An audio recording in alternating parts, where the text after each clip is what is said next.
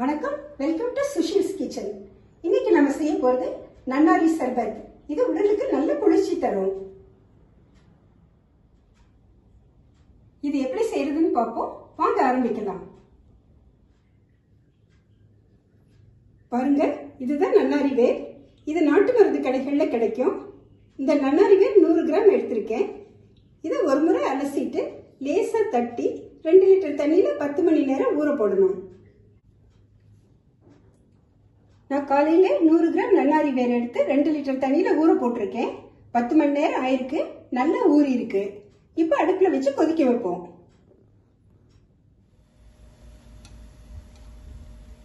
இத மீடியம் ஃப்ளேம்ல அடுப்புல வச்சிருக்கேன். இது நல்லா கொதிக்கட்டும். அப்பதான் வேர்ல இருக்க எசன்ஸ்லாம் தண்ணியில இறங்கும்.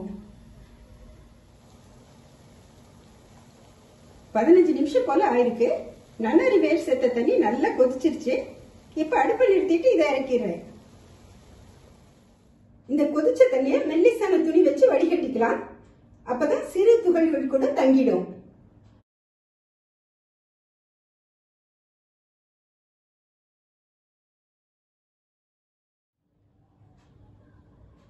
பாருங்க, நல்ல சுத்தமா வடிகட்டி எடுத்து வச்சுட்டேன்.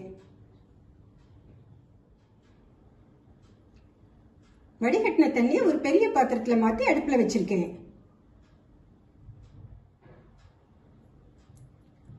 இதுல 2 கிலோ சர்க்கரை சேர்க்கிறேன்.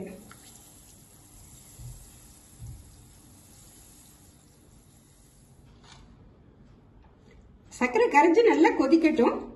சர்க்கரைக்கு பதிலாக வெல்லமோ நாட்டு சர்க்கரையோ சேர்க்கலாம். ஆனா வெல்லம் நாட்டு சர்க்கரை சேர்த்தா நன்னாரியோட ஃபிளேவர் கொஞ்சம் மட்டுப்படும்.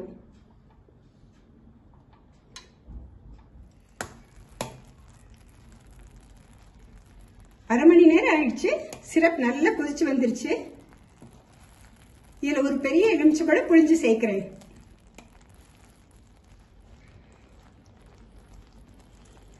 எலுமிச்சம்பழம் சேர்க்கறதுனால சர்க்கரை கிறிஸ்டல்ஸ் ஆகாது.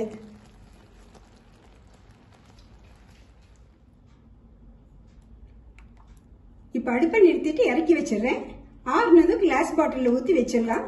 ஃப்ரிட்ஜில் வச்சா 1 மாசம் வரைக்கும் இது கெடாது.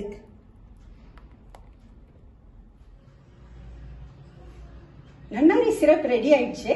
சர்பத் எப்படி பண்றதுன்னு இப்ப பார்ப்போம். ஒரு கிளாஸ் டம்ளர்ல 1/4 கிளாஸ் அளவுக்கு நன்னாரி சிரப் விடுறேன்.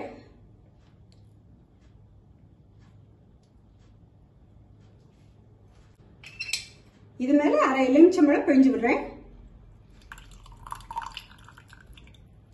எலுமிச்சம்பழம் பிழிஞ்சு விட்டாதான் கடையில கிடைக்கிற மாதிரி டேஸ்ட்ல கிடைக்கும். மீதி அளவுக்கு தண்ணி சேர்க்கிறேன்.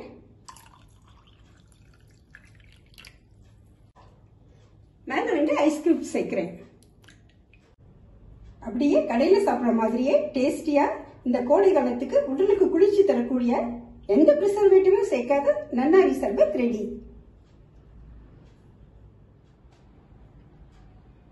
நீங்களும் உங்க வீட்டுல செய்து பார்த்துட்டு கமெண்ட் சொல்லுங்க.